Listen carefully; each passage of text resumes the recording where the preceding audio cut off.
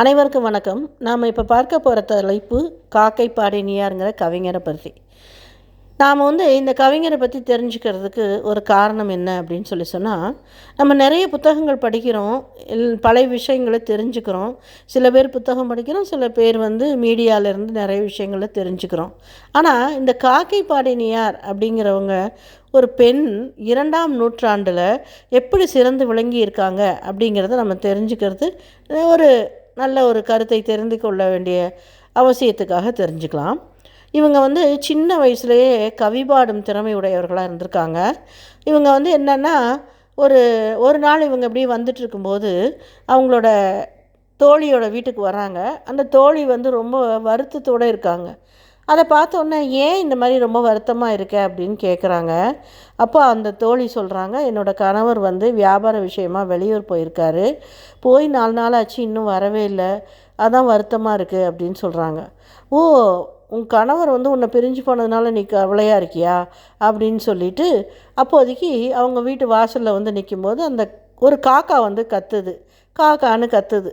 உடனே இந்த காக்கை பாடினியார் அப்படிங்கிறவங்க என்ன சொல்கிறாங்கன்னா, அங்கே பார்த்தியா, அங்கே ஒரு காக்கா கத்துது பார்த்தியா, இந்த காக்கா உன் வீட்டில் ஒரு விஷயத்தை உனக்கு சொல்லுது. என்னென்னா, உன்னோட கணவர் வந்துடுவார், இன்றைக்கி வந்துடுவார்னு அந்த காக்கா உனக்கு தூது சொல்லுது அப்படின்னு சொல்கிறாங்க. சொல்லிவிட்டு இவங்க சாதாரணமாக பேசிகிட்டு இருக்கும்போதே இவங்க வெளியில் வரும்போது அவங்க அந்த தோழியோட கணவர் வந்துடுறாங்க. வந்த உடனே அதே பாரு, உன்னோட கணவர் வந்துட்டார் அப்படின்னு சொல்கிறாங்க.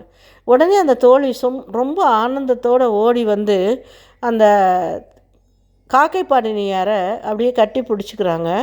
கட்டி பிடிச்சிக்கிட்டோன்னா ரொம்ப சந்தோஷத்தில், பரவாயில்லையே, நீ சொன்ன மாதிரியே இந்த என்னோடய கணவர் வந்துட்டார், எனக்கு ரொம்ப சந்தோஷம் அப்படின்னு சொல்லிட்டு ரொம்ப அப்படியே கட்டி பிடிச்சிட்டு ஆனந்தப்படும்போது, உனக்கு என்ன வேணும் சொல்லு அப்படின்னு கேட்குறாங்க.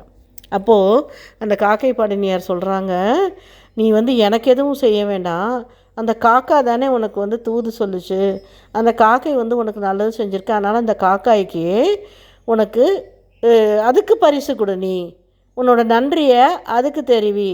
அது எப்படி கொடுக்கணும் தெரியுமா, ஒரு 7 கிண்ணத்தில் புது அரிசியால் பொங்கல் வச்சு அதில் நெய் விட்டு, நெய் எப்படி நெய், அதாவது அந்த ஏரியாவிலே ரொம்ப சிறந்து விளங்குற ஒரு ஊர் பெயரை சொல்லி அந்த ஊர் நெய்யை கொண்டு கலந்து உப்பு போட்டு பிசைஞ்சு அதில் பருப்பு போட்டு அந்த காக்காய்க்கு 7 கிண்ணத்தில் வரிசையாக வை, அந்த காக்கா சந்தோஷமாக சாப்பிட்டுட்டோம் அப்படின்னு சொல்கிறாங்க. இதை கேட்ட உடனே அந்த தோழியோட கணவரும் என்ன சொல்கிறாங்க, ஓ, நாங்கள் அப்படியே செஞ்சிடறோம், நீங்கள் சொன்ன மாதிரியே நாங்கள் செஞ்சிடறோம், ரொம்ப சந்தோஷம், நான் வர்றதை முன்னாடியே என்னோடய மனைவிக்கு சொல்லி அவளை சந்தோஷப்படுத்தினதுக்கு எனக்கு ரொம்ப நன்றி அப்படின்னு சொல்லிட்டு அந்த கணவரும் அந்த தோழியும் சேர்ந்து அந்த காக்கைக்கு விருந்து வச்சதா ஒரு கதை. இவங்க முதல்ல காக்கையை பற்றி சொன்னதுனால தான் இவங்களுக்கு காக்கை பாடினியாருங்கிற பேர் வந்தது. இவங்களோட பேர் என்ன அப்படின்னு சொன்னால் செல்லை. செல்லைனா குழந்தைன்னு அர்த்தம், பிள்ளைன்னு அர்த்தம்.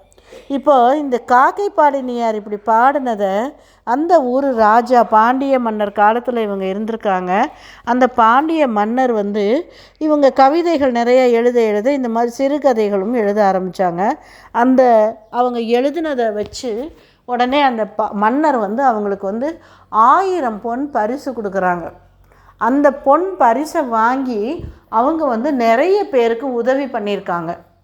இந்த மாதிரி இவங்களை பற்றி நிறைய விஷயங்கள், அந்த செல்லைங்கிறவங்கள முதல்ல காக்கையை பற்றி பாடினார அவங்களுக்கு காக்கை பாடினியார் நற்செல்லை அப்படின்னு பேர் வந்திருக்கு.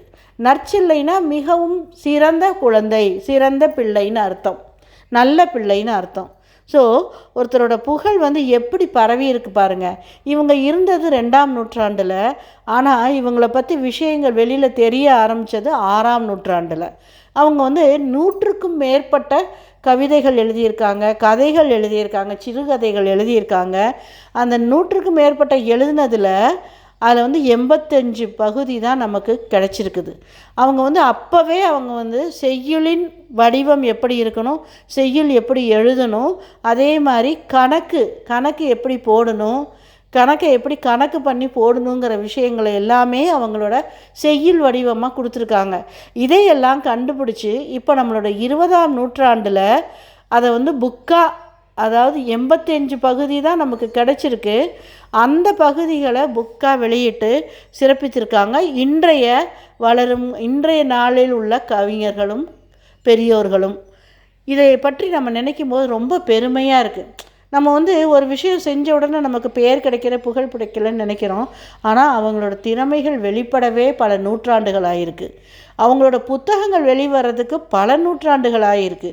இப்போ 20ஆம் நூற்றாண்டில் இவங்களை பற்றி நம்ம தெரிஞ்சுக்கிறோம். முதல்ல காக்கை வந்து வீட்டில் வந்து விருந்தினர் வருவாருங்கிற ஒரு செய்தியை சொல்லக்கூடிய தன்மை உடைய ஒரு பறவை காக்கை என்பதையும், அந்த காக்கைக்கு நாம் உணவு படைக்க வேண்டும் என்பதையும் அவங்க 2ஆம் நூற்றாண்டில் சொன்னது இன்றைக்கும் நடக்குது. இதை நினைக்கும் போது கவிஞர்கள் சொல்வது நடக்கும் என்பது அந்த கருத்தும் இதனால் மெய்ப்பட நாம் காண்கிறோம். இதுபோல் பல கருத்துகள், பல கவிதைகள், பல புத்தகங்கள், நம்மளுடைய தமிழ் நூல்கள் நிறைய இருக்குது. இது போன்ற சின்ன சின்ன விஷயங்களை நம்ம ஒருத்தருக்கு ஒருத்தர் பகிர்ந்து நம்ம அதை நினச்சி பெருமைப்படுவோம். நன்றி, வணக்கம். மீண்டும் சந்திப்போம். அனைவருக்கும் குழந்தைகள் தின நல்வாழ்த்துக்கள். மீண்டும் சந்திப்போம்.